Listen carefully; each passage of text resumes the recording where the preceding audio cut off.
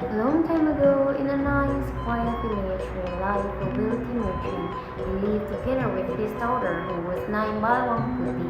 This merchant's wife had long since passed away. The merchant was very fond of his daughter because he was obedient and kind-hearted. One day, as he came from traveling, he brought a woman and her daughter along. He wanted to marry this woman, so Bawang Putih now had a stepmother and a stepsister who is named Bawang Merah. When her father went to trade, her stepmother and Bawang Merah would treat Bawang Putih like a servant. Bawang Putih did all the work that was ordered by her stepmother. She cleaned the house, cooked, washed clothes, and looked for firewood. If Bawang Putih's work went wrong, her stepmother would punish her by not feeding her. Every morning, her stepmother and Bawang Merah took turns shouting, "Hey Bawang Putih, wash my clothes!" Not yet finished washing clothes, Bawang Putih would then be called by her stepmother. "Bawang Putih, prepare the breakfast. We are hungry." "Okay, Mom, okay."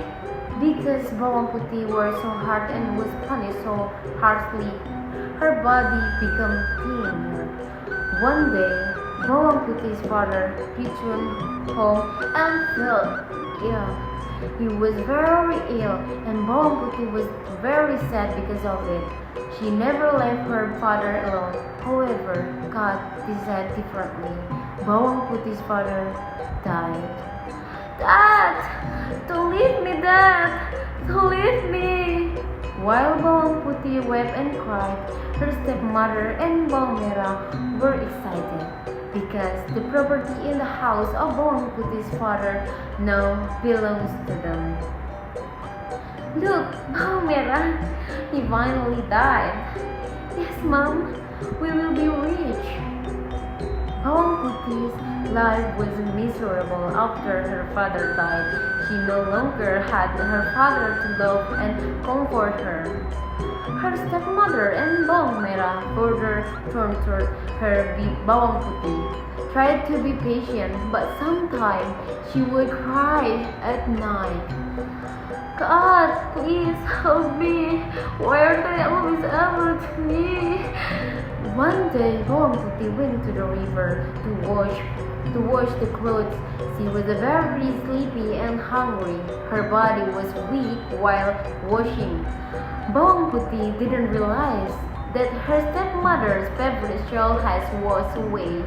When she put all the clothes into the basket, she was surprised to find her stepmother's scarf was not there. "Mom's favorite scarf is gone? Oh no, it's drifting down the river. What should I do? What should I do? I didn't go home. My mom will scold me." Finally, Bawang Putih decided to go back down the river to look for her stepmother's scarf. In the middle of the road, she met a farmer who was washing his cow. "Uncle, did you see a red scarf floating down the river?" The farmer nodded and replied, "Rachel, yes, I saw it. The scarf was taken by an old grandmother who was washing her by the river. The old grandmother's house is on the mountain."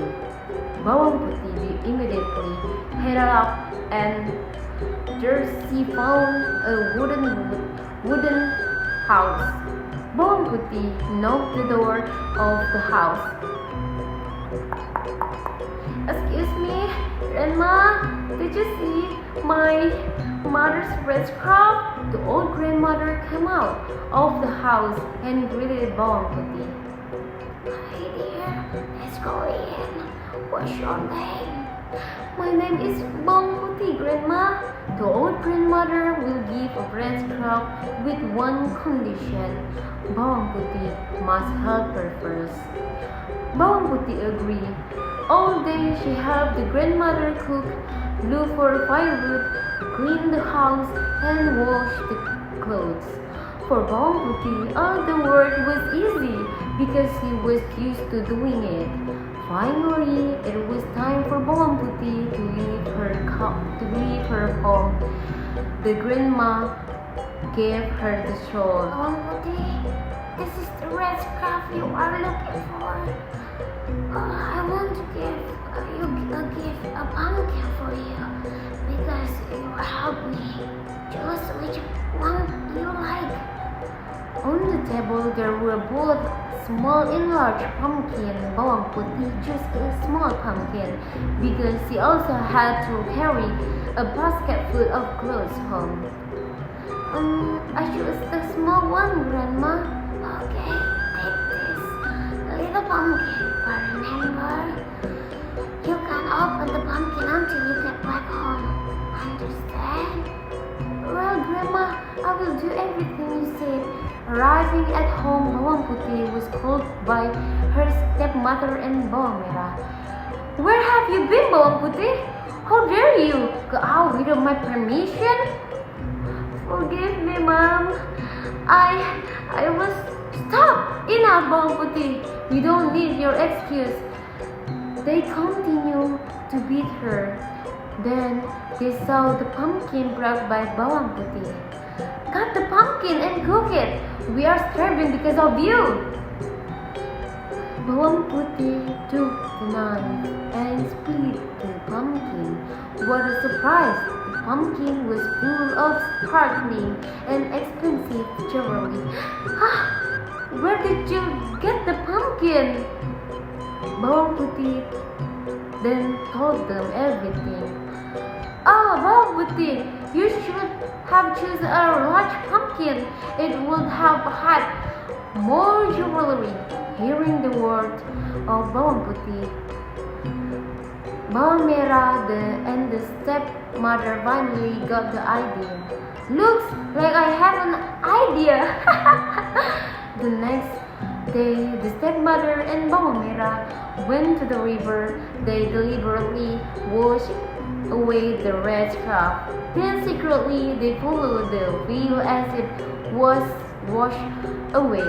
Sure enough, the red scarf was picked up by the old grandmother. The stepmother and Bawang Merah followed the grandmother, who went up the mountain as they walked. Bawang Merah complained about how far it was. I'm tired. Let's just go home. Bawang Merah, be patient. Soon we will get even more jewelry than Bawang Putih. But I'm tired, Mom. I said be patient.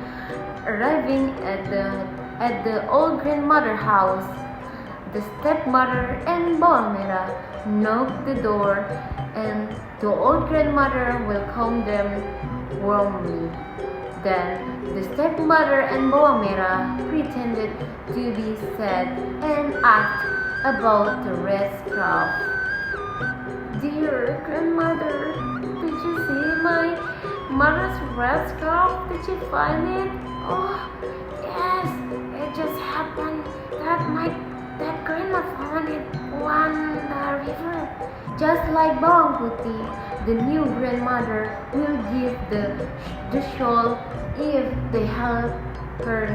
The only way to get the pumpkin was to work to help the old grandma, but they still couldn't stop complaining. I'm so tired. If it weren't for the pumpkin, I wouldn't do this. Yes, I'm also tired. Hopefully there will be even more jewelry inside this pumpkin.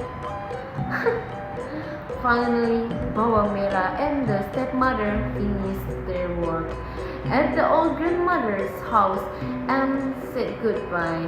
The old grandmother gave the shawl to Bawang Merah and her mother. On the table, there are two pumpkins, one large and one small. Choose one pumpkin as a gift from me. And of course, the stepmother and Bawang Merah chose the large pumpkin. Of course, I choose the big one, Grandma. Yes. Well, of course, me too. the big one. But remember, don't open this pumpkin before you get back home. Yes, Grandma. That for sure. We will go home first, Grandma. Bawang Putih and her mother don't obey the advice of Grandma. On the way, their stepmother squeezed the big pumpkin. They were impatient to get their hands on jewelry inside. Mom, let's just open this pumpkin now. The old grandmother will not now. Yeah, let's open this. I'm also curious. However, they were in for quite a surprise because inside the pumpkin were venomous animals such as snakes, scorpions, spiders, and centipedes. They were both bitten by a snake. Ow! No! What is this? Where's the jewelry? Why did it have this animal inside? Ow! Ow! Oh, Mom! Ow! What should we do, Mom? I also got bitten. Because they are still in the middle of the forest, no one came to help them. The stepmother and Baumera died from the snake bite. Their great brought them to disaster. Meanwhile, Bawang Putih lives happily ever after. The jewelry given by the old grandmother making her rich. She continued her father's business and enjoyed the fruits of her obedience and kindness. Maybe that's all from me. Thank you so much.